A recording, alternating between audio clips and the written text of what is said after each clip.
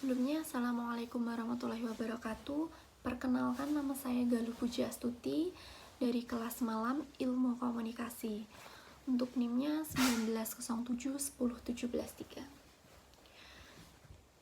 Nah, di sini saya akan menyampaikan materi dari perencanaan komunikasi strategis dalam kampanye public relation. Nah, sebagai seorang komunikator, kita harus mengetahui strategi apa yang dapat kita lakukan dalam proses berkomunikasi dengan seorang komunikan. Nah, strategi sendiri adalah suatu perencanaan atau planning dan manajemen untuk mencapai tujuan tertentu dalam praktik operasionalnya. Nah, bagaimana sih komunikasi yang efektif itu? Nah, komunikasi efektif itu ada 3, yaitu bagaimana mengubah sikap, mengubah opini, dan mengubah perilaku. Di mana pemasaran atau suatu marketing itu berupaya meluaskan pasaran suatu produk. Sedangkan kampanye public relation sendiri adalah dalam berkomunikasi bertujuan untuk menciptakan pengetahuan, pengertian, pemahaman, kesadaran, minat, dan dukungan dari berbagai pihak untuk memperoleh citra bagi lembaga atau organisasi yang diwakilinya. Nah, seorang komunikator itu juga harus mengetahui tujuan utama strategi komunikasi. Nah, tujuannya utama adalah yang pertama, untuk memastikan bahwa terjadi suatu pengertian dalam berkomunikasi. Dan selanjutnya adalah bagaimana cara penerimaan itu dibina dengan baik, serta penggiatan untuk memotivasinya, dan bagaimana mencapai tujuan yang hendak dicapai oleh pihak komunikator dari proses komunikasi tersebut. Tentunya sebagai seorang komunikator juga harus mengetahui penguasaan teknik berkomunikasi.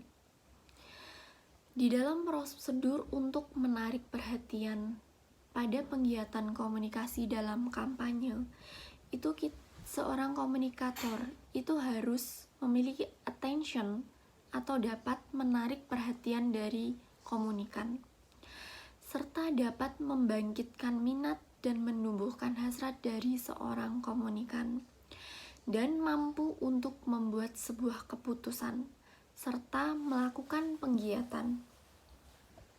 Nah, ada 2 cara penggiatan dalam proses komunikasi, yaitu proses kampanye yang berlangsung secara singkat, dan yang kedua adalah yang berlangsung dalam waktu lama dan terus-menerus. Nah, apa saja sih hambatan dalam berkomunikasi? Tentu ini juga sebuah hambatan itu kalau kita tidak mempersiapkan suatu presentasi dengan baik, itu pasti juga akan ada banyak hambatan. Nah, sebagai seorang komunikator harus mengetahui hambatan-hambatan yang terjadi dalam komunikasi. Yang pertama yaitu gangguan teknik dan mekanisme komunikasi. Yang kedua adalah gangguan semantik atau bahasa. Dan yang ketiga adalah gangguan suara atau sound system yang digunakan, serta kecurigaan dan kurang kesiapan dalam melakukan kampanye, serta predisposisi atau sudah ada pendapat yang lebih mapan dan mantap. Tentunya dari hambatan tersebut, sebagai seorang komunikator perlu adanya suatu persiapan yang sangat matang dalam melakukan sebuah kampanye. Nah, di sini persuasi dalam kegiatan komunikasi itu seperti yang disampaikan oleh Otto Lewiker dalam bukunya Design for Persuasive Communication, mengungkapkan 5 model merekayasa persuasi. Yang pertama adalah stimulus respon, yang dilakukan berdasarkan konsep asosiasi. Yang kedua adalah kognitif, di mana berkaitan dengan nalar, pikiran, dan rasio untuk peningkatan pemahaman, mudah dimengerti dan logis serta bisa diterima. Dan yang ketiga adalah motivasi, membujuk seseorang agar mau mengubah opininya agar kebutuhan yang diperlukan dapat dipenuhi dengan menawarkan suatu ganjaran tertentu. Misalkan bisa dengan suatu pujian, hadiah, dan lain sebagainya.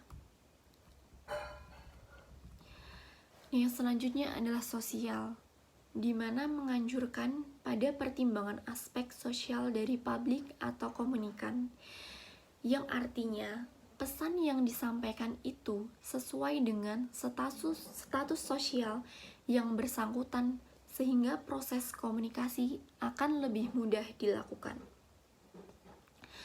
Serta yaitu personalitas, di mana memperhatikan karakteristik pribadi sebagai acuan untuk melihat respon dari khalayak tertentu. Nah, ada beberapa proses transfer public relation. Yang pertama, yaitu bagaimana mereka yang tidak tahu menjadi tahu. Nah, di sini adalah tugas dari seorang PR untuk menyampaikan suatu informasi atau materi kepada komunikan yang mereka tidak tahu menjadi tahu tentang informasi yang akan kita sampaikan. Dan yang kedua adalah yang sudah tahu diupayakan untuk menjadi suka.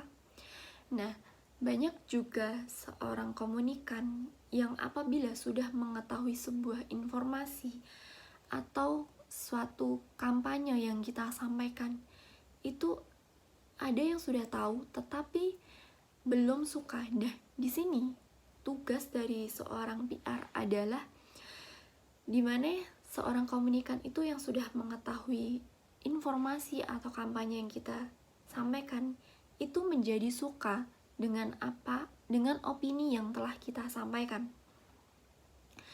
Dan yang selanjutnya adalah mereka yang suka dipertahankan semakin suka dan senang untuk menerimanya.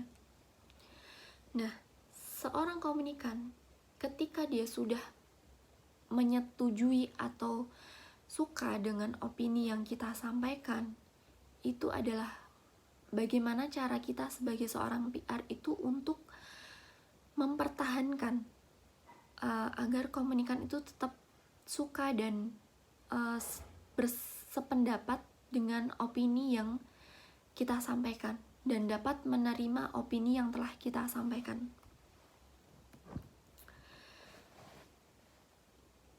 Nah, itu tadi untuk materi dari perencanaan komunikasi strategis dalam kampanye PR, di mana seorang PR itu harus mengetahui apa saja perencanaan komunikasi dan tujuan dari komunikasi itu. Nah, semoga bermanfaat apa yang telah saya sampaikan. Ada kurang lebihnya, mohon maaf. Wassalamualaikum warahmatullahi wabarakatuh.